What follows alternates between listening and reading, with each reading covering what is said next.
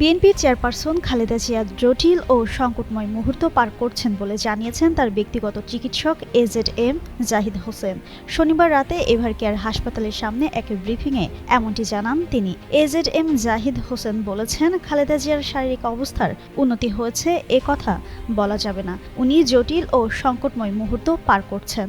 এদিকে দেশে ফেরার পর শনিবার রাতে দ্বিতীয়বারের মতো খালেদা জিয়াকে দেখতে হাসপাতালে আসেন তার বড় ছেলে বিএনপির ভারপ্রাপ্ত চেয়ারম্যান তারেক রহমান। তারেক রহমান হাসপাতাল ছাড়লে সাংবাদিকদের সঙ্গে কথা বলেন জাহিদ হোসেন। বলেন, মায়ের পাশে দীর্ঘ সময় কাটিয়েছেন তারেক রহমান। চিকিৎসার বিষয়ে চিকিৎসকদের সঙ্গে কথা বলেছেন। খালেদা জিয়াকে দোয়ায় রাখার জন্য দেশের মানুষের প্রতি কৃতজ্ঞতা প্রকাশ করেছেন তারেক রহমান। চিকিৎসক সহ খালেদা জিয়ার চিকিৎসার সঙ্গে জড়িত সবাইকে তিনি ধন্যবাদ জানিয়েছেন। হাসপাতালে চিকিৎসা যাতে বিঘ্ন না ঘটে সেজন্য দলের নেতাকর্মীদের কাছেও আহ্বান জানান তিনি।